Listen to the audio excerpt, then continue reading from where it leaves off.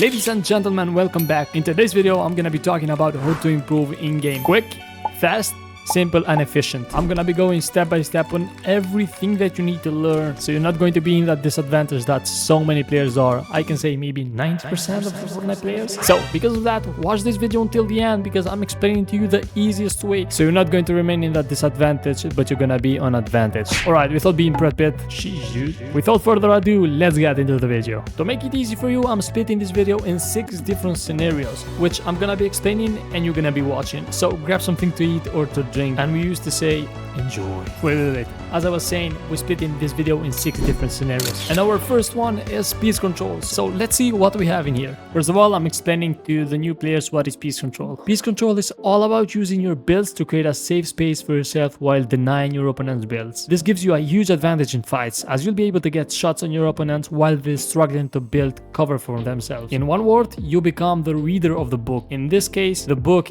is the opponent and you are the reader. You just read their mind, where they're moving, where they're going, and just bugs them. And it's not about just playing the game for 2 years and not improving in the game. It's all about practice, and practice. The more you practice, the better you'll become at peace control. Another tip that I'm giving you, practice your building always. The better you are at building, the easier it will be to take and hold high ground or low ground based on the fight that you are. In these days, it's easy to improve in peace control since we have so many maps to train and so many creators do them for our good, for the best of other players to train and to go competitive. Because of that, I'm giving you the best maps that all the pros are using currently, and none of them are my maps. I'm just trying to help you. The first one is Mechanics Training V5, the newest one of Raider. Another map is Mechanics Training Map V3. This map is kinda old, but this map being used by Martos and Paralyzed, so you don't go wrong if you train on this map, because you're gonna get some good peaks and really consistent on your peace control or builds. Also, there is a new map that has some crazy good drills. I suggest you to do it, and it's used by one of the best players that has good mechanics, which is Cooper, so I suggest you to train on. This map has no name, so I don't know how to call it. It's aim, edit and peace. I'm putting all the codes right now on the screen, so make sure to check them out and train on them, of course. Right now it's time to talk about crosshair placement. What is crosshair placement? Crosshair placement, it's all about keeping your crosshair in the right spot so you can quickly and easily land your shots or edit your builds. It's all about moving your mouse as little as possible, so because of that you need to have a good sensitivity to train on. That's the problem that so many players struggle with. They change sensitivity every day or maybe every hour, and because of that they can get used. So there it comes, one of the biggest mistakes that so many players do. Don't change your sensitivity whenever you lose a game or whenever you miss a shot, because you just have to get good at it. It's not about, you can become good in one sensitivity. That's someone been playing for 5 months with that sensitivity. He mastered it. He knows where to move the mouse and in that point stops. Master your sensitivity. I can give you some of the best sensitivities to use. First one is 8.8 with 800 dpi. Another one is 2.9 with 1600 dpi. Another one is 6.3 with 800 dpi. And these are the best sensitivities to use right now. Or you can also go lower. If you like to play like Paralyzed or Martos, you can play with 800 dpi, 5.0 or maybe 4.5, something like this. Right now let's talk about improving in fights. Improving in fights is kind of crucial to get good at, because you have to deal with so many monsters or so many demons that plays the game 24/7.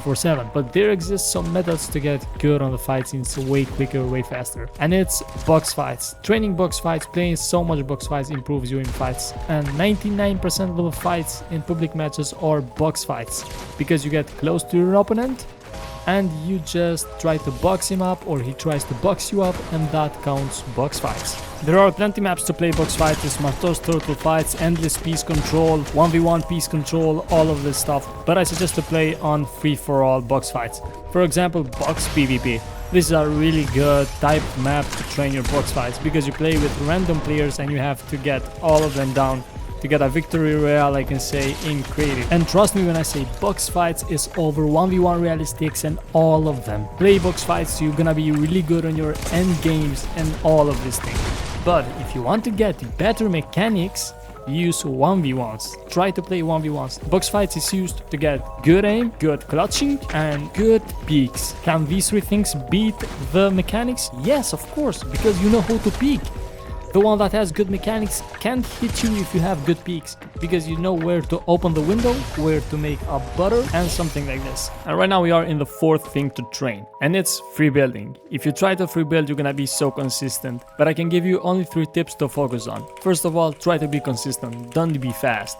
You can't be fast without being consistent, so go for consistency, and consistency itself will make you look fast. Another thing is just focus on trying to learn new things. If you can't do triple edit, just try to do it always and you're gonna learn it. If you do it for 20 times, you're gonna be learning it. But if you want an easy version, you can just go on YouTube and type best retakes to learn in Fortnite. Then try to learn any of retakes that they show you, that you think you are interested in and it looks flashy. Fortnite is not about playing so much or being fast. Fortnite is about to try to build your muscle memories in the game, so that way you're going to dominate the opponents. And this is what I'm saying, if you try to go pro, work with your mind. Don't work just playing the game for nothing. Always focus on one thing to get better at. This way you're not going to mess up with your edits, with your gameplays, with your IQ in the game, like doing the wrong decisions. Always you're going to practice and you're going to have that muscle memory that you're gonna be able to predict their moves way easy. And Fortnite is a really competitive game, so because of that, also all the pros make some bad mistakes that they're not supposed to be happening. And if you're still here,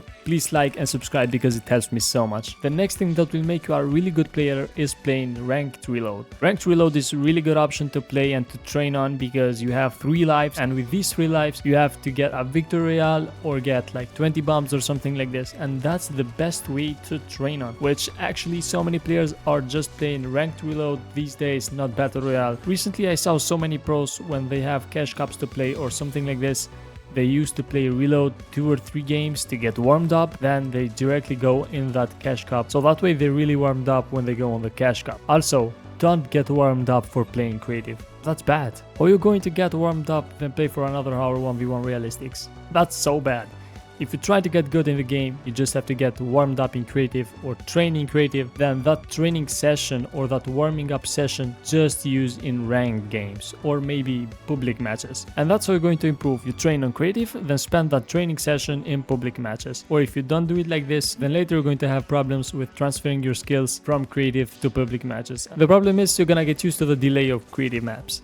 And that's a really disadvantage for you, since in public matches you have chests, you have walls, you have buildings, you have so many things that you're gonna get delay from, so you have to get used into that delay, not in creative one, since the game works for public matches, not for creative. And that's the case, try to use creative for getting warmed up or training for rank. Thank you guys for watching, and this was for today. I hope you guys enjoyed. If you did, don't forget to drop a like and subscribe to the channel if you like the content so you're not missing future videos. Until the next one, see you guys, peace. Also, I forgot, the best comment in this video gonna get a shout out, so make sure to give me a good comment in this video.